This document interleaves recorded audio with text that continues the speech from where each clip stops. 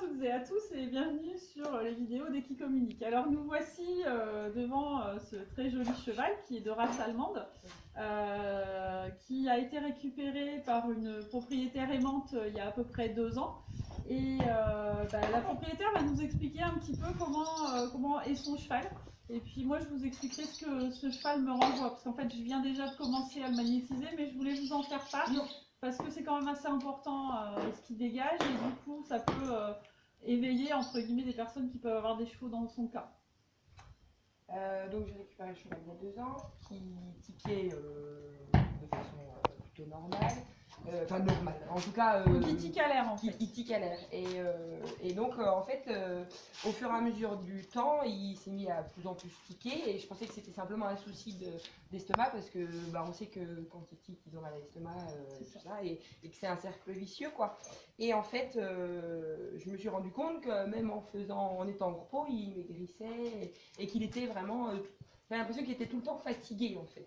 Fatigué, pas envie de faire, alors qu'il met pas de mauvaise volonté, bien au contraire.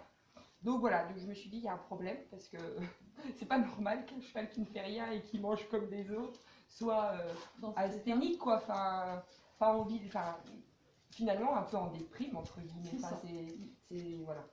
Donc voilà, et j'ai essayé de traiter, trouver des solutions, mais il n'y a pas grand chose qui fonctionne. D'accord. Donc en fait moi quand j'ai fait le diagnostic, je l'ai fait sur photo de ce cheval, qui m'a envoyé tous ces petits problèmes physiques, mal à l'estomac, forcément liés au fait qu'il tique, mal à un coude, enfin voilà, des petites choses pour moi en fait, vraiment physiques. Aujourd'hui, je prends contact en direct avec ce cheval, et comme il sait ce que je fais, et bien là, il nous envoie tout ce qui est émotionnel, donc de l'angoisse, le fait qu'il se sente comme un peu bourré, un peu sous, c'est-à-dire que ses couches énergétiques ne sont pas alignées, ce qui fait que ce cheval, nous énergéticiens, nous disons qu'il n'est pas ancré.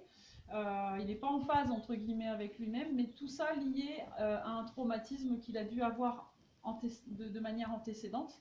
Et du coup, ce cheval, là, j'ai décidé de filmer parce qu'en fait, ce cheval nous renvoie beaucoup de pleurs. Ce qui fait que l'atmosphère est assez lourde.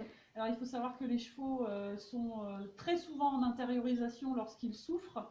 Et lui, son intériorisation, il l'exprime et par le fait qu'il tique, et aujourd'hui par le fait qu'il dépérisse. Donc moi dans mon travail je vais lui nettoyer tout ça, donc ça se fera que sur 3 séances en fait.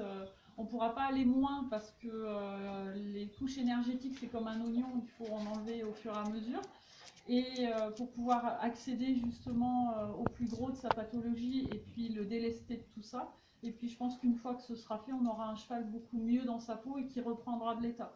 Au niveau de la stéréotypie, c'est le premier cheval que je fais qui tique, donc du coup on verra si ça s'arrête en fait. Voilà.